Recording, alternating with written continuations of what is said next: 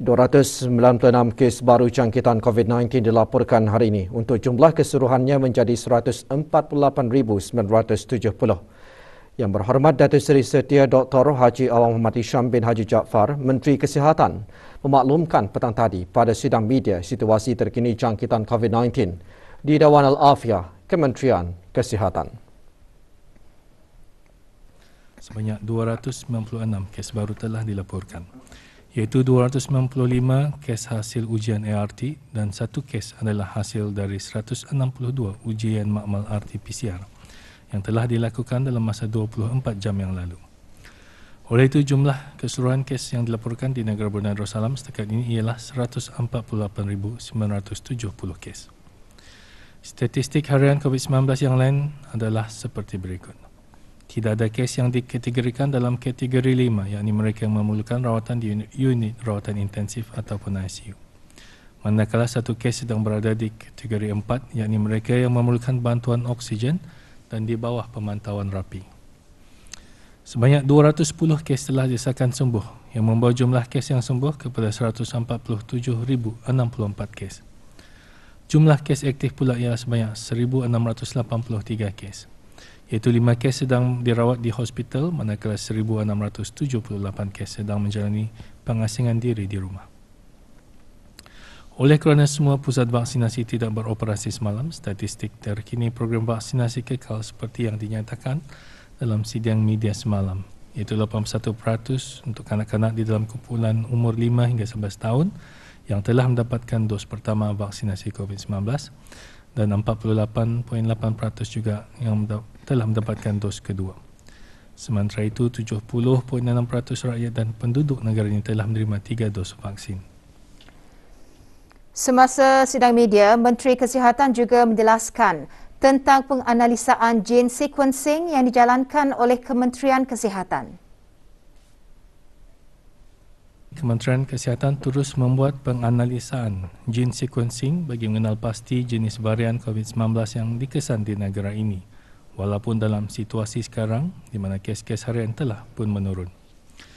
Sejak awal bulan Januari 2022, sebanyak 1,593 sampel dari kes-kes positif COVID-19 telah melalui ujian gene sequencing, di mana 87.9% daripada sampel-sampel berkanan didapati daripada varian Omicron. Dalam pada itu, 1 kes telah dikesan bagi varian Omicron BA.4. Kes tersebut tiba di negara ini daripada Afrika Selatan pada 25 April 2022 dan hanya mempunyai simptom yang ringan. Pada masa ini, kes tersebut telah pun sembuh sepenuhnya. Secara global, jumlah kes varian Omicron BA1 dan BA2 adalah lebih tinggi dari jumlah kes varian BA4 dan BA5. Oleh itu, kemasukan kes varian BA4 dan BA5 tidak dijangkakan akan menyebabkan peningkatan kes yang signifikan di negara ini. Dengan adanya kemasukan varian Omicron BA4 ini, orang ramai dinasihatkan untuk tidak merasa cemas atau khawatir. Kementerian Kesihatan akan sentiasa memantau perkembangan COVID-19. Di samping itu, orang ramai adalah disarankan untuk mengikuti SOP-SOP yang ada pada masa sekarang. Wakaf boleh dan telah mendatangkan manfaat yang besar kepada masyarakat bahkan umat Islam sepanjang sejarahnya di mana-mana jua hatta di negara-negara bukan Islam dan komuniti minoriti ataupun setakat komponen warga negara dan penduduk minoriti di tengah rakyat dan penduduk majoriti bukan Islam.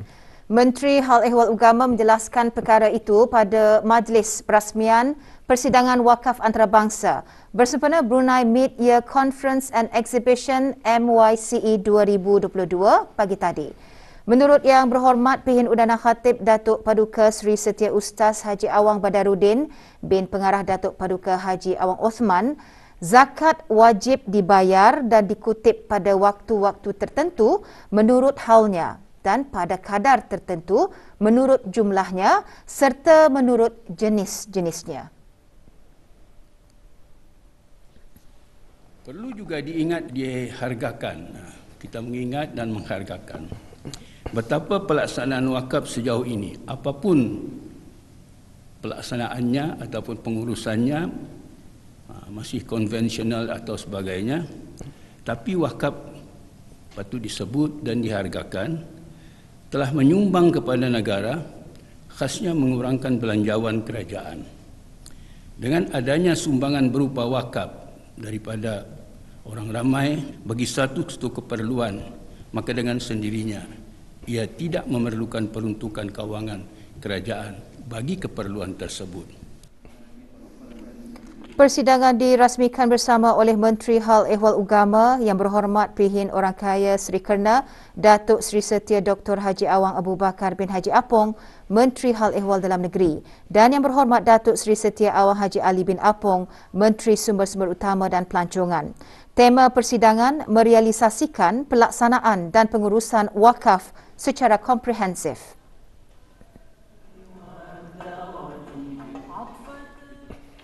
Wakaf memainkan peranan yang sangat signifikan dalam pembangunan ekonomi. Semasa persidangan, Menteri Hal Ehwal Dalam Negeri membentangkan kertas perdana bertajuk Wakaf dan Pembangunan Sosioekonomi diikuti dengan pembentangan kertas utama 1 bertajuk Kerangka Memperdanakan Semula Wakaf dalam Peradaban dan Tamadun Nusantara 7.0 secara maya oleh Datuk Dr. Muhammad Ghazali Muhammad Noor, Timbalan Setiausaha Agung Forum Zakat dan Wakaf Malaysia. Pameran Minggu Islamik Brunei MYCE 2022 yang memuatkan klinik wakaf menjadi antara pengisian persidangan. Pameran 4 hari sehingga 4 Jun ini dikendalikan bersama bahagian wakaf Jabatan Majlis Ugama Islam Brunei, Kementerian Hal Ehwal Agama, UNISA dan Kupu SB. Tahun ini, 4 institusi wakaf dari luar negara menyertai pameran tersebut. Diadakan di Pusat Persidangan Antarabangsa Berakas, persidangan dikelolakan oleh Kementerian Hal Ehwal Agama bersama Kupu SB dan UNISA.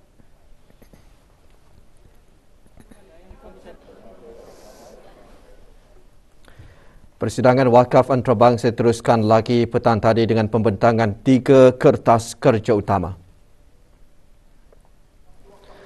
Hadir Pengiran Datuk Seri Paduka Haji Bahrom bin Pengiran Haji Bahar, Timbalan Menteri Hal Ehwal Agama. Kertas-kertas kerja utama bertajuk Wakaf Korporat, Modal, Tadbir Urus dan Cabaran Pelaksanaan, Wakaf Pembiayaan Pembangunan Ummah, Pengalaman Singapura dan Integrasi Tabung Kewangan Sosial dan Komersial masing-masing disampaikan oleh pembentang dari Malaysia, Singapura dan Indonesia. Justru pada saat terjadi krisis dan economic shock. Kenapa ini terjadi? Persidangan wakaf antarabangsa bersempena dengan Brunei MYCE 2022 antara lain bertujuan untuk meningkatkan kefahaman mengenai wakaf dan peranannya secara komprehensif dalam menjana dan menstabilkan ekonomi serta menyerlahkan keistimewaan dan kelebihan institusi wakaf sebagai ejen pembangunan ummah.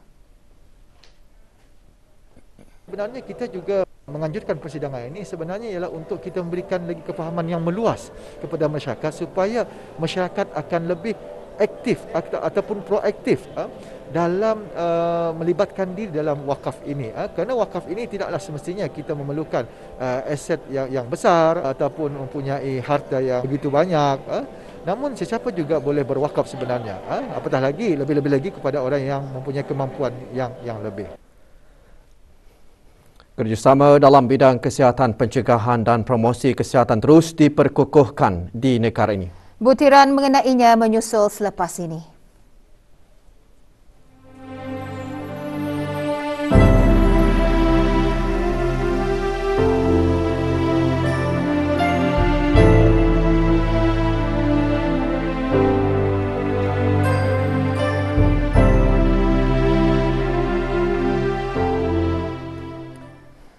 Gleneagles, JPMC Sdn Bhd dan Kementerian Kesihatan terus mengukuhkan kerjasama khususnya dalam bidang kesihatan, pencegahan dan promosi kesihatan menerusi penandatanganan Memorandum Persefahaman MOU. Majlis penandatanganan Memorandum Persefahaman MOU diadakan pagi tadi di Tarindak di Polo, Royal Brunei Polo and Riding Club, Jerodong. Menyaksikan penandatanganan MOU Yang Berhormat Datuk Seri Setia Dr. Haji Muhammad Hisham bin Haji Jaafar Menteri Kesihatan menandatangani MOU bagi pihak kerajaan ke bawah Dulia Maha Mulia Perdana Seri Baginda Sultan dan Yang di-Pertuan Negara Brunei Darussalam, Dr. Ang Swee Hoi, Timbalan Setia Usaha Tetap Profesional di Kementerian Kesihatan. Sementara Gleneagles JPMC Sdn Bhd diwakili oleh Dr. Peter Tay, Ketua Pegawai Eksekutif Gleneagles JPMC. Dengan penandatanganan MOU, cek berjumlah RM250,000 disampaikan oleh Dr. Peter Tay kepada Menteri Kesihatan yang akan digunakan untuk meneruskan dan memperkukuhkan 3 buah program usaha kedua belah pihak. Selain mempromosikan gaya hidup sihat, program juga bertujuan mencegah penyakit jantung di kalangan penduduk di negara ini.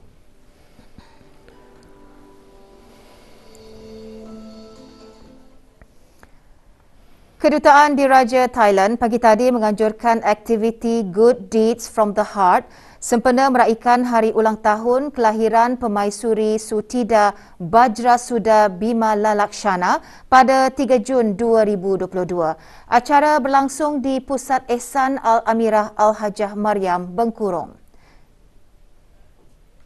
Semasa aktiviti ini, Puan Yang Terutama Busara Kancanalai, Bakal Duta Besar Istimewa dan Mutlak Thailand ke negara Brunei Darussalam dan komuniti Thailand di negara ini berpeluang melihat lebih dekat kemudahan-kemudahan di Pusat Ehsan dan mengagihkan produk makanan Thailand kepada para pelajar dan kaki tangan pusat berkenaan.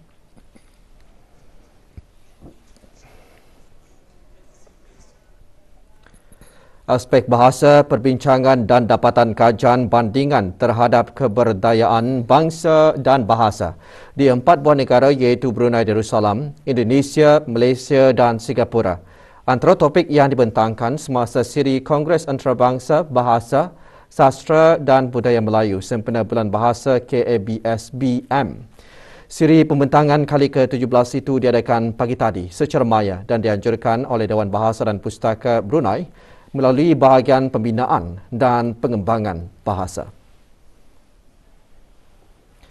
Pembentangan menampilkan pemakalah dari Singapura Dr. Muhammad Pichai Ghani bin Muhammad Abdul Aziz, penyelidik dan pemerhati bahasa Singapura.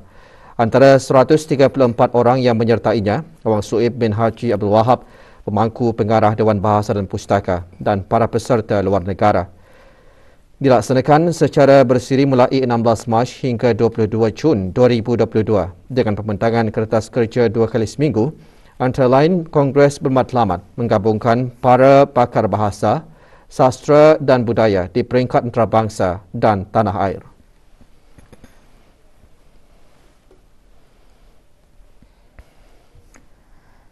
Ke arah memberigakan dan meningkatkan lagi kesedaran serta pemahaman pemandu atau pengguna jalan raya tentang pentingnya keselamatan jalan raya, Majlis Kebangsaan Keselamatan Jalan Raya MKKJR pagi tadi mengadakan taklimat program kesedaran keselamatan jalan raya bagi sektor kerajaan.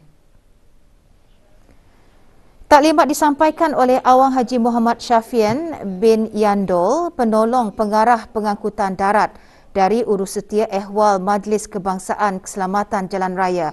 Antara lain, taklimat menjelaskan tentang perangkaan kemalangan, etika pemanduan dan perundangan. Sesi merupakan kesinambungan dari sesi taklimat program kesedaran keselamatan jalan raya bagi sektor kerajaan dan program kesedaran berterusan dalam Pelan Strategik Keselamatan Jalan Raya Brunei Darussalam 2025. Taklimat dihadiri oleh warga Kementerian Pengangkutan dan Infokomunikasi.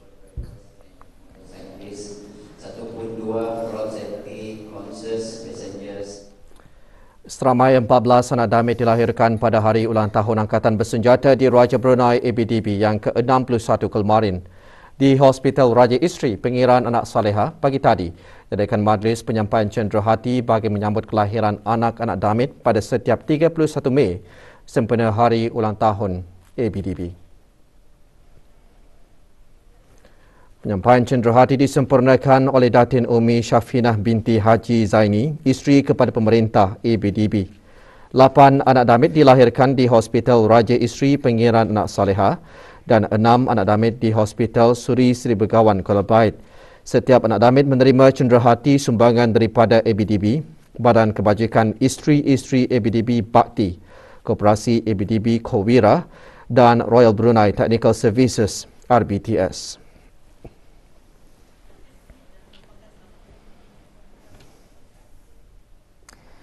Dua operasi sepadu melibatkan pencegahan jenayah dan sekatan jalan raya dilaksanakan baru-baru ini di beberapa buah lokasi di daerah Temburong. Dalam operasi di rumah-rumah penginapan kawasan Kampung Belais, daerah Temburong mendapati kesalahan di bawah Akta Kastam iaitu memiliki barang tegahan rokok. Manakala bagi operasi sepadu sekatan jalan raya, 5 kesalahan kompaun dikeluarkan kerana melanggar Akta Lalu Lintas Jalan Raya Penggal 68. 1 kesalahan kerana memiliki barang tegahan iaitu peralatan rokok elektrik dan 1 lagi kesalahan memiliki dadah jenis ganja. Kesemua kesalahan dan penemuan barang dirampas untuk diambil tindakan.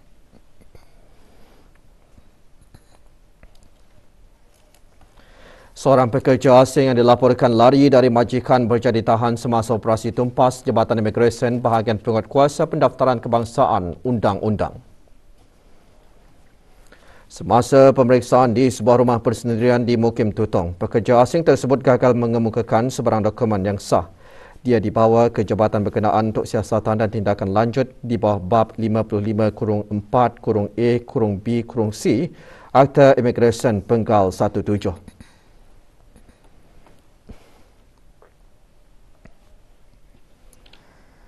Seorang individu dikenakan kompaun oleh Jabatan Alam Sekitar Taman dan Rekreasi Jastri di bawah Akta Kesalahan-Kesalahan Kecil Penggal 30 kerana membuang sampah di tempat awam di kawasan Kampung Batu Marang.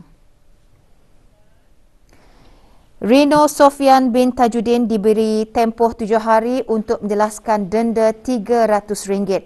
Kegagalan menjelaskan denda boleh didakwa di mahkamah. Jika sabit kesalahan, boleh dikenakan denda tidak kurang dari RM1,000 dan tidak melebihi RM3,000 bagi kesalahan pertama, dan bagi kesalahan kedua atau berikutnya boleh dikenakan denda tidak kurang RM3,000 dan tidak melebihi RM9,000, dipenjara bagi suatu tempoh tidak melebihi 6 bulan atau kedua-duanya sekali.